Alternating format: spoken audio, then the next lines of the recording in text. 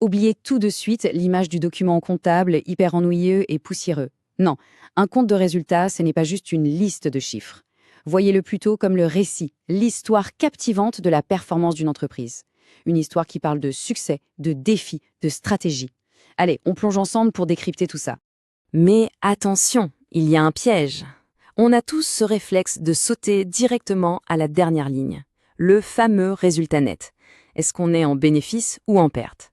Mais la vraie question, c'est est-ce que ça suffit un seul chiffre pour tout comprendre? La réponse, et elle est catégorique, c'est non. Ce chiffre, c'est juste la fin de l'histoire, le dénouement. Et nous, ce qui nous intéresse, c'est toute l'intrigue. Alors voilà notre plan de match. D'abord, on va apprendre à regarder au-delà du résultat final. Ensuite, on va construire l'histoire étage par étage. Puis, on ira dénicher le vrai cœur de la performance. Après ça, on s'équipera de quelques outils d'experts pour aller plus loin. Et pour finir, hyper important, on verra ensemble les pièges à éviter. Pour vraiment comprendre la santé financière d'une boîte, il faut aller plus loin que la surface. La clé, elle est là. Il faut savoir décoder sa structure de coûts, analyser la qualité de ses marges et surtout, juger de la solidité de son modèle économique. Et c'est exactement ce qu'on va faire maintenant. Honnêtement, quand on voit cette cascade de chiffres pour la première fois, on peut vite se sentir un peu perdu. C'est normal. Mais pas de panique. Le but aujourd'hui est très simple. On va suivre une méthode claire, étape par étape, pour que toute cette complexité se transforme en une évidence limpide. Et pour y arriver, on va utiliser une mage toute simple, celle de l'escalier. On ne va pas sauter directement à la dernière marche, non, on va monter tranquillement marche après marche. On partira du chiffre d'affaires, tout en haut, pour descendre jusqu'au résultat net. Et vous allez voir, chaque marche, chaque solde intermédiaire de gestion nous raconte un bout de l'histoire. Allez, on commence notre ascension.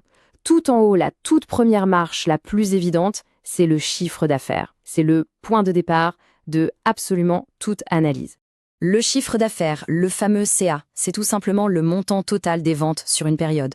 C'est un indicateur brut qui mesure le volume d'activité. Il nous dit si l'entreprise vend. Mais attention, c'est un chiffre qui peut être très trompeur. Pourquoi?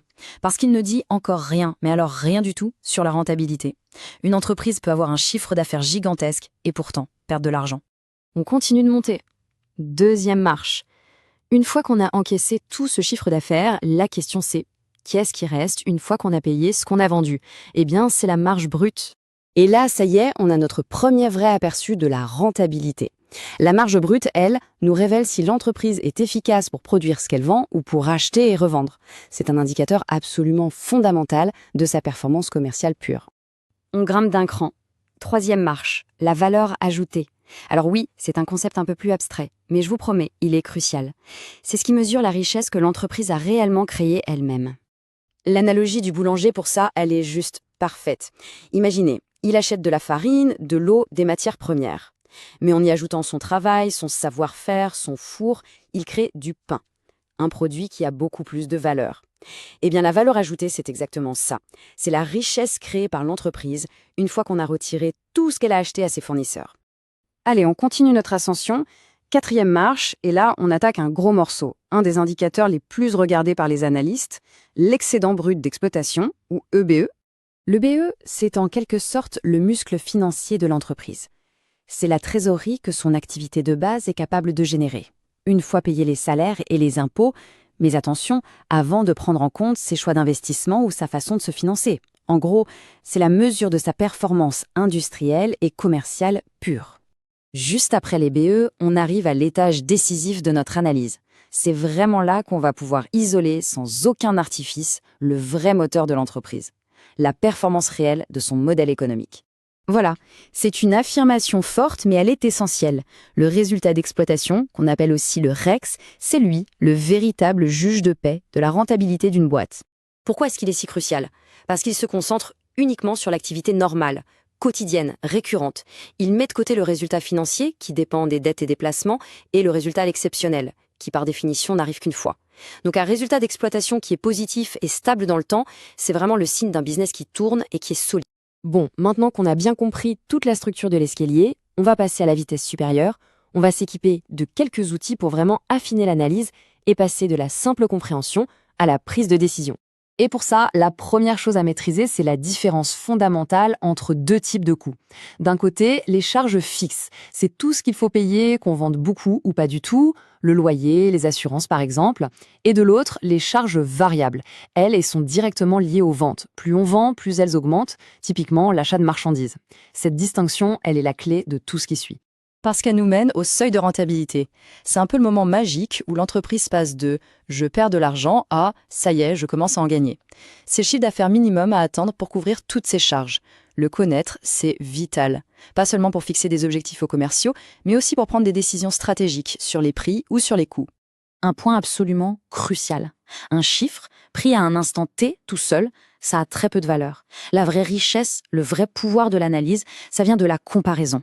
C'est en regardant les chiffres sur plusieurs années qu'on voit les tendances, qu'on peut anticiper les problèmes et donc on peut agir avant qu'il ne soit trop tard. Pour finir, un bon analyste, ce n'est pas seulement quelqu'un qui sait calculer des ratios, c'est aussi quelqu'un qui sait éviter les erreurs d'interprétation. Alors pour s'assurer que notre analyse est fiable, on va passer en revue les pièges les plus courants. Alors, ces fameux pièges. Le premier, on en a déjà parlé, se focaliser uniquement sur le résultat net. Erreur. Ensuite, ignorer comment les charges évoluent, c'est une très mauvaise idée. Ne pas comparer les périodes, ça on vient de le dire, c'est passer à côté de l'essentiel. Autre erreur classique, confondre rentabilité et trésorerie. On peut être rentable sur le papier, mais faire faillite parce qu'on n'a plus d'argent sur le compte. Et enfin, toujours remettre les chiffres dans leur contexte économique global. Et voilà, on arrive au bout de notre décryptage. Maintenant, avec cette méthode, l'enjeu, c'est de l'appliquer. Parce qu'il faut se rappeler que derrière chaque ligne de chiffres, il y a une histoire, il y a des décisions et il y a des opportunités à saisir. La vraie question maintenant, c'est quelle histoire raconte le vôtre ?